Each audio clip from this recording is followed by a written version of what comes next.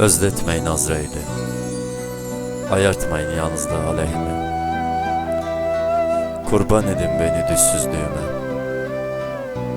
daha fazla zorlamayın öyküsüzlüğümü. İsnat edilen tüm suçları kabul ediyorum. Suskunluğum tek suçum. Ben ki suç mahallinde yüzü kirli bir çocuğum.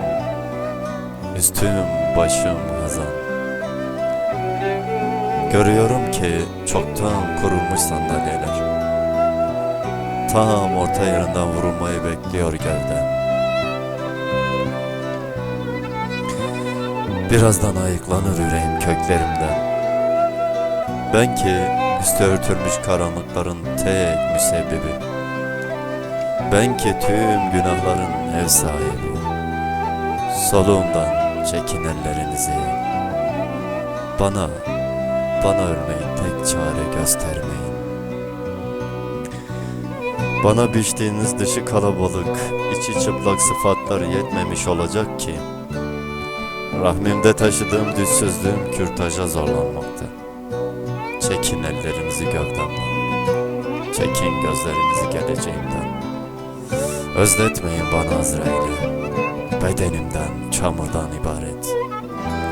Bırakın bulansın yüzüm öyküsüzlüğümü. Masalım, kırıklarım, oyuncaklarım, hepsi darmadağın işte. Arama beni, ben de kayıplardayım zaten.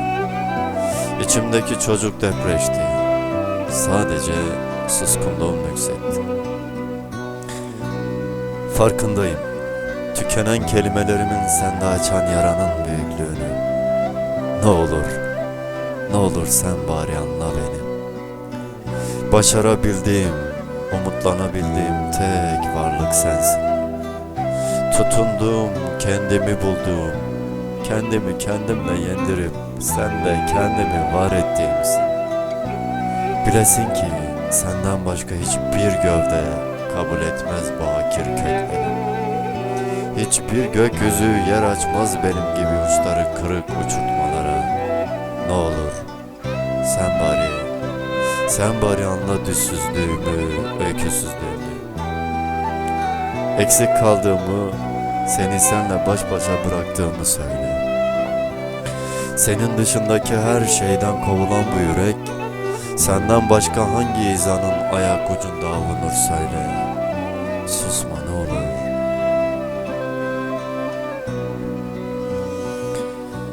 Beş para etmez bir gölgem duruyor önümde. Sende bana ait ne kadar eksik varsa söyle. Gülümse sen, içindeki birikmiş tüm sözcükleri anlarım ben. Senden başka bilmediğim lisana inat öyküsüzlüğüme bir anlam daha katarım, yeter ki sen söyle. Ben ki seni en az senin beni sevdiğin kadar sevdim. İnkar etmiyorum. Bazen seni suskunluğumla baş başa bıraktım. Bazen de boşluğa saldım seni.